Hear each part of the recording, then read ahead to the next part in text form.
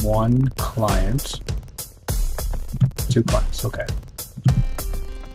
Now if I draw an X here, X shows up. If I draw an O here, O shows up. Okay, so that's right. Welcome back to Arcade. I am Super Tommy, and this is part 4 of our Tic-Tac-Toe multiplayer game with Phaser 3.50 and Colyseus series. Now, in the last part, we added drawing X's, so now I have all these X's here. But we handled drawing an X when you click on a square, and then actually if I connect another client here, let's see if they're all in the same room. So we have our Colyseus server running here at 2567, I think. And we have our Colyseus monitor. Right, got two people in here. If I do an X here, the second player also sees it, so that's what we left off on in part 3. Now in this part, let's handle different player turns. So when the first player puts down an X, the second player, it's their turn to put down an O. So let's make myself smaller here. So what we're going to want to do is after the command that we did, the player selection command here, after this happens, we want to change the turn to be the next player's turn. Now in our room here, right, our room state, with an active player value, which is going to be either 0 or 1, since we have a two-player tic-tac-toe game here. So, and I had briefly mentioned that you can chain these commands together. So let me show you that. We're going to make another command here. That's simply going to, if the active player is 0, make it 1. If the active player is 1, make it 0. And then on the front end, the client side, the phaser game part, we're going to disallow you to go if you are index 0, if the current turn is 1. And in the other case, if you're index 1, player index 1, and it's the 0 index player's turn, you can't go. So first, let's just make a new command here. Let's call it next player turn command, maybe next turn command, command.ts. So we want to do is import command from @Colyseus command. So command, and then export default class next turn command. Extends command. And now it's the tic-tac-toe state. And then let's just set a payload here. We're gonna create that. Let's just collapse this. So we're gonna make that payload here. So we're gonna do type payload. And actually, do we need a payload? Actually, don't need a payload, I think. Let's just fix this. Actually, don't need a payload. I think it doesn't matter. And then we need the execute. Every command has to have an execute. So this is what gets called when your command is fired. So what we're going to do here, we have access to the room. And the room has a state, and we have active player. Let's just put this in here. So what we're going to do, we're assuming 2 players. So now if active player equals 0, we're going to do this.room.state.activeplayer1. Else, this.room.state.activeplayer is going to go back to 0. So if the active player is 0, we make the next player's turn 1. If the active player is 1, we set the next player to be 0. And that's it. And now we can do this after this is executed, right? We can do it like this. In the execute function, we can return another command. So like next turn command. We'll do .set payload, which is nothing. So we can just do this. So we do our player selection command, then we can do the next turn command. And then to show you that that's going to work, let's go to our server service here in the front end. And now similar to this, on change, where we listen to the board field, you can also listen to the active player field. Let's just do a log here. Console.log value. So after I go here, let's bring up the console. After I make a turn here and the X is drawn, what I'm expecting to happen is that we're going to get another value log. So right now it's player zero's turn, X. Now it's player one's turn, as you can see right here.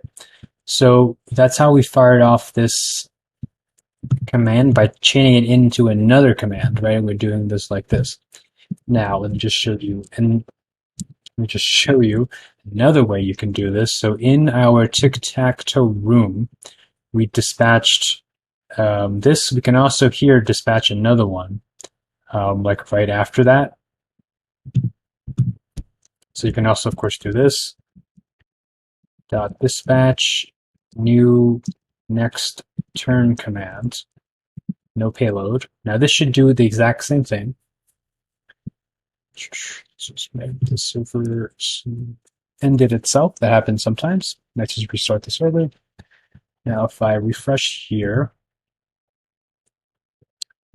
click 1, I should also get a 1. So either one is basically the same. The only time where you may want to chain it in the other one is if you have a bunch of async commands. So you could have async commands that take longer than that tick to complete. So if you have to wait for something to happen, do a now recall, whatever it might be, that would be a better option. So let's actually personally prefer to just do this, but each to their own. So let's just do this, and now the turn is going to be changed. Now we can handle it on the front end. So right here, we can do a event emit here, this.events.emit, player turn changed, say. Throw out that value. And let's just say on player turn changed. Give a callback. There's going to be a player index. That's the value, just number. Context. Just any. And this.events.on. Just copy this. These would be much better as enums. I will leave that to you. Callback context. Okay. I keep typing CH. CB. Now in the game here, let's go this.server.on player turn changed. Just do handle player turn changed. This.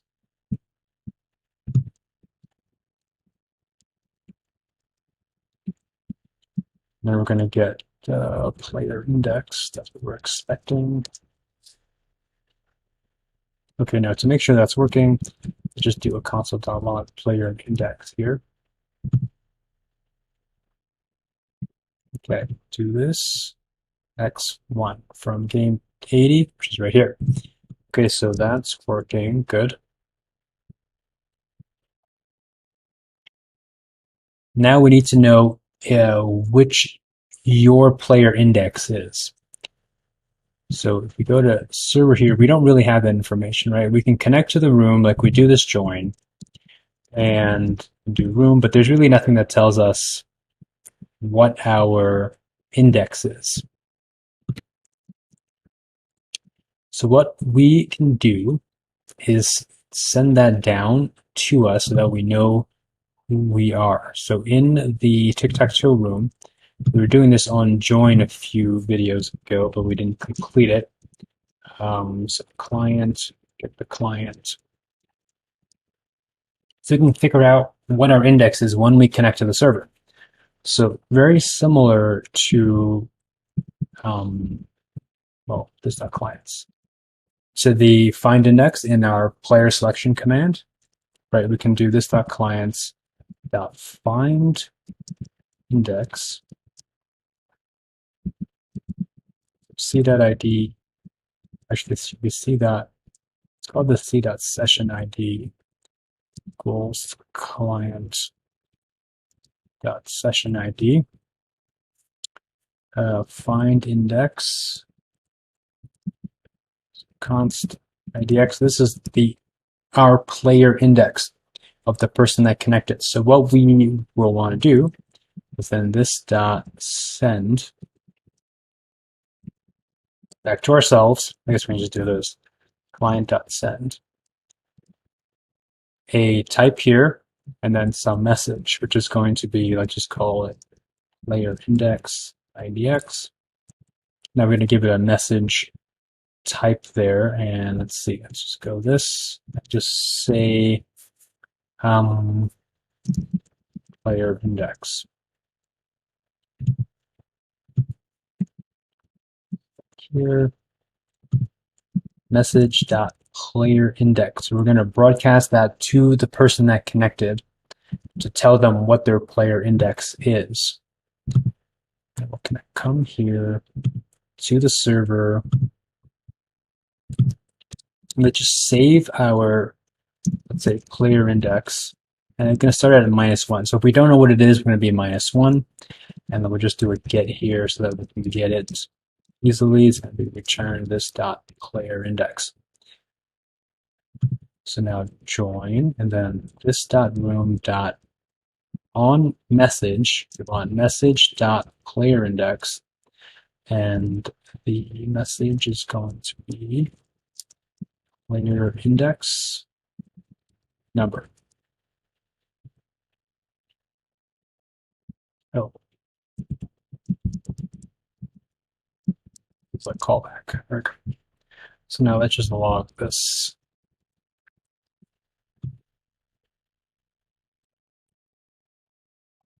Invalid message type. Let's see.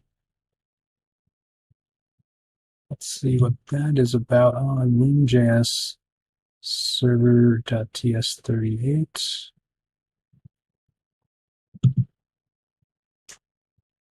Let's restart our server. Oh, wait.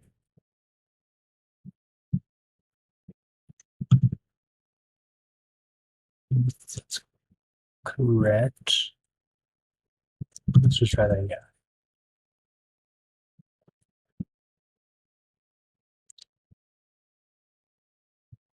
It's probably this dot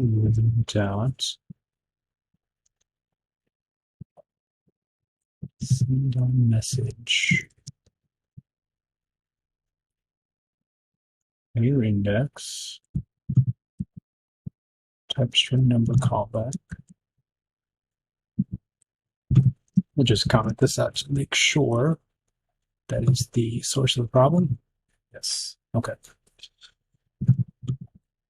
Player index. This time, so we're on the server. This time room dot on message. This dot room dot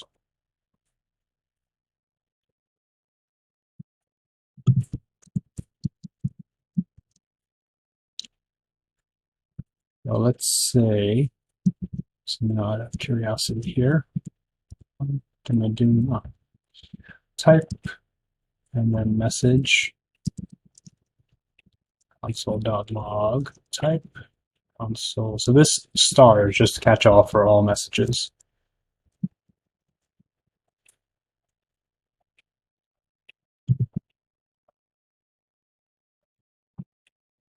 Message.player index. Message.player index.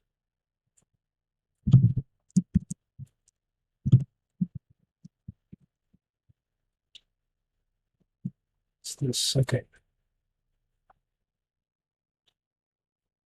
Type callback.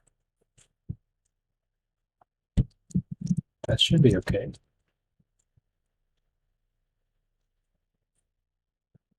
But it's not.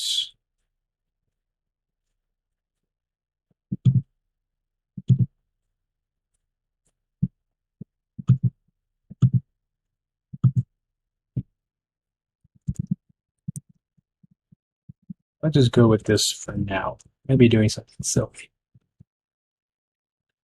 that I can't think of right this second. So let's do this type case message dot player index.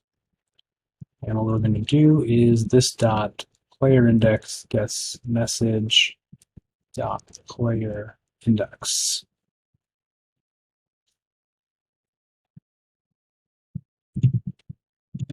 Okay.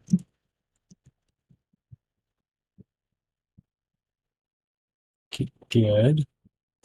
So now when we go to game, in our make selection here, we can actually, so if not room, also if this dot player index is not equal to this dot room dot state dot active player, also return. Right, and we can just do like a, let's say console dot one, not this players. This players. So if I press square here, no, it is not this player's, because let's put the second connected player, right? Oops. Not this player's turn. Now let's see, it has to be someone's turn. So let's actually see what we have working with here. Let's go to server.ts.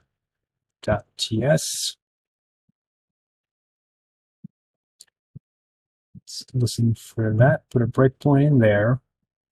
Let's put a breakpoint in here. Okay. Player index -1, because I guess that was not called.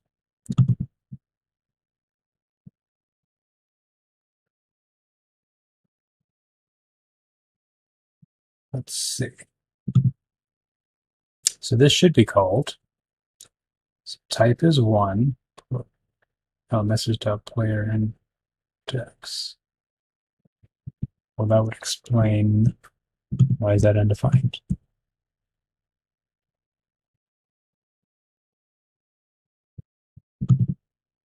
Let's see what it does. Messages, let's just make sure. Messages, message.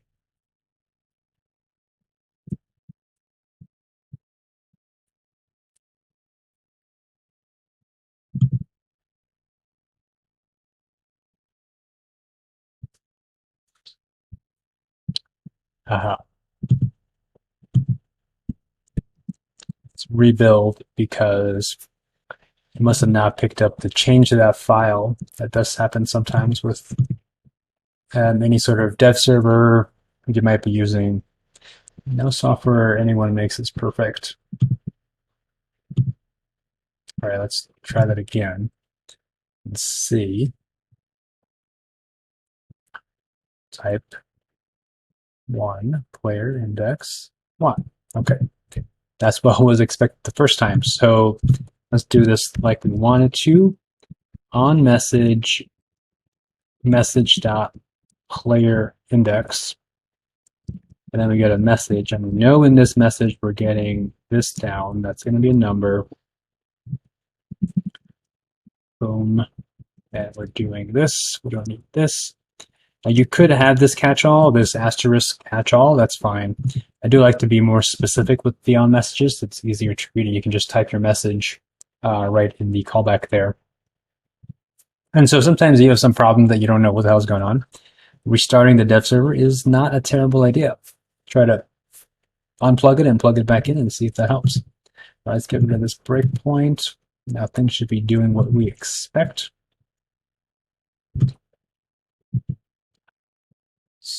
Small. Get to the console. Now, click.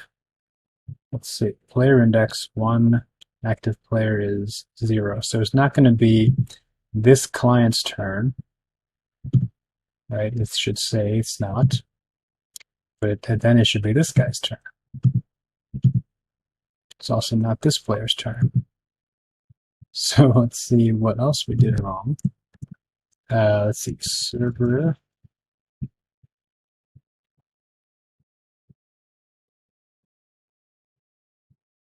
Selection. Player index is -1. Oh wait, this guy did not refresh.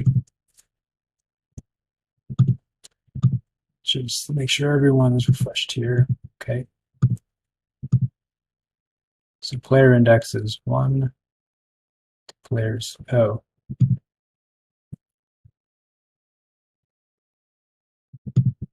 Right, everyone is player index 1, which is incorrect. So let's go over here and just make sure we're doing our player index correctly.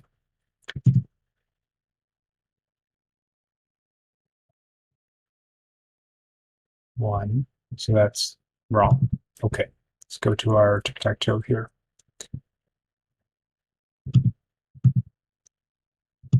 So let's actually see. So .log this .clients.length.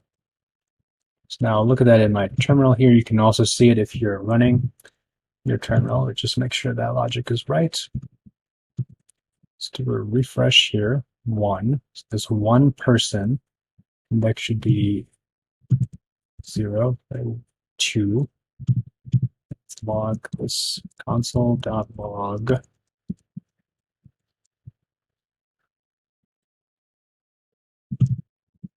Refresh. Okay. 0, 2, 1. So that is doing the right thing. Okay, let's go to server.ts, then just log out what we're getting here. Console.log sh.player index.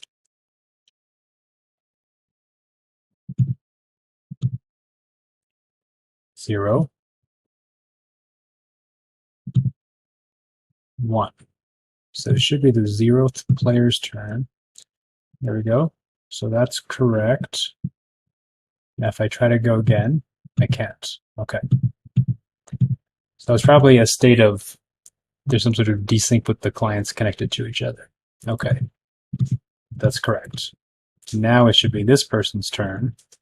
And we're only drawing X's right now, but we can draw a O for this. Okay, so now we'll leave these logs and give us more information. So in the game here, so now we added this check here so to disallow you from going if it's not your turn. And then handle board, this is handle player turn change. You may not actually need this.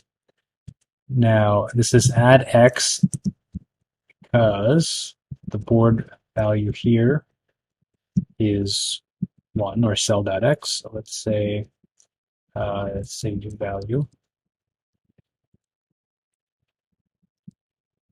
And then here we can do a switch new value. So case cell.x, we're going to draw this x. Oops. This is draw this x. And then break. And here, case cell.o. So this is the other stamp in tic-tac-toe. So I'll change this to new value. Actually move that out of this switch. That's shared. Now let's draw an O. So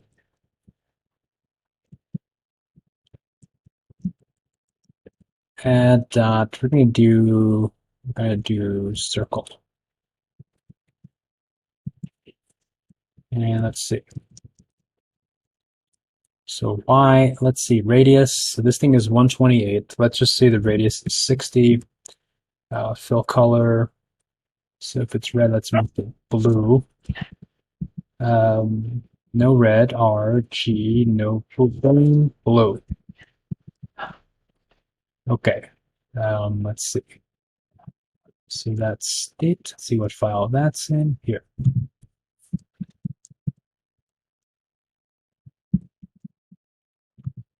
All right. Everyone's refreshing. Good. 0. So this guy's turn. This guy should have Tron. There's the O. And they may be. Okay, there we go.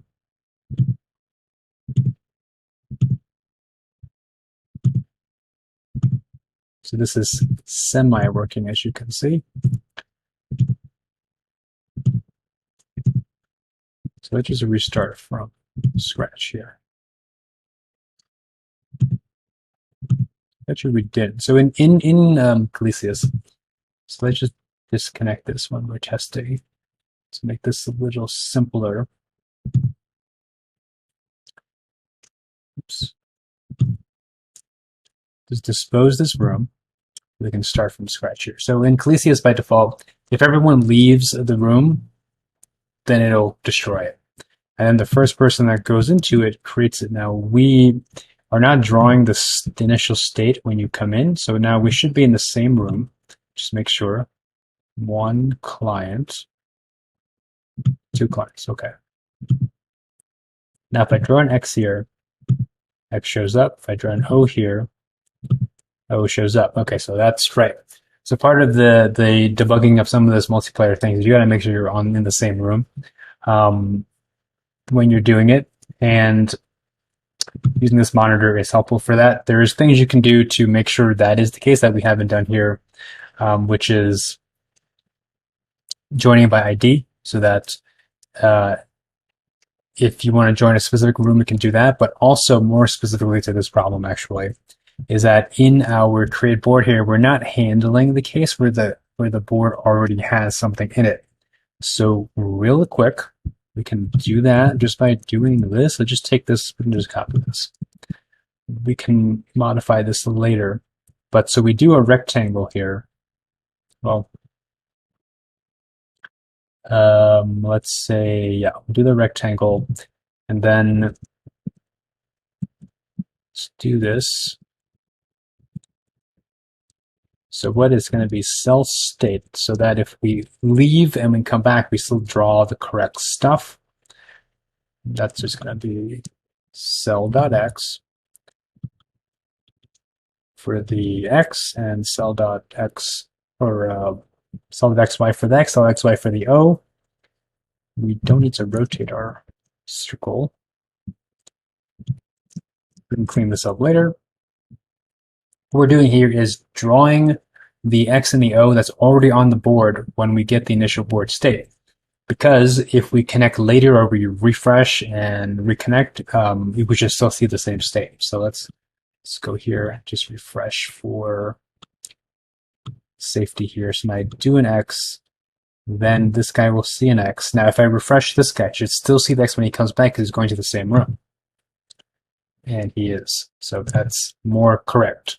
So part of the issue before is that we thought we were looking at the same thing, but it wasn't the same state, because in Colyseus, if not everyone leaves the room doesn't get destroyed. It just waits for the next person to come in. So that's part of some of the bugs or confusion you may run into while developing your game locally. So just keep an eye on that and use the monitor to help you. Okay, so now it's Blue's turn. Let's just confirm. Blue. Now Blue can't go again. This is too big. Let's make this 50. And then we can do this cleanup later. But we've now got X and O turns between one player and a second player. Yeah, let's see. And I do think after a refresh, okay, yeah, different people can connect at different times. So if this browser connects first, then here's player 1. If this browser connects first, then they're player 1. So that could change too. So just keep an eye on that. Logging this down will be helpful. What we have here in this part 4, we added the ability to basically 2 players play, and we disallow playing or putting in a move if it's not your turn. We only disallowed it on the client side. We should also disallow it on the server side. Now that I'm mentioning it, this player selection command here, we can do it right here. We get our index. So like if client index not equal to this this.room.state.activePlayer. Return, don't do anything. Definitely don't go to the next turn. Now, if you're blocking it on the client, this may never happen, but you never know. Someone may want to cheat. So you want to keep all your checks on the server side as well, because you can't cheat the server. They can't get to your server. Your server is somewhere else. This versus your JavaScript code, which is on the client. They can do whatever they want. Okay, so we've got two players playing X and O over here. Our real time had disconnected because it reloaded. So let's reload this again. And we guard against multiple turns, like we just showed you, and we do it on the server side as well, just like this, very simply. And so that's the blue. So that's two players playing. Now, obviously, right now we don't have any check for when you've won. So for example, right here, X should have won, but that we don't do any logic like that. You can just keep going. Hope and keep going. So in the next part 5, we're going to handle resolving the tic-tac-toe board when there is a winner. So in this case, diagonal this way, each up and down the rows and up and down the columns. So if you enjoyed this video, do hit like and hit subscribe for more videos on making games with Phase of 350 and Colyseus.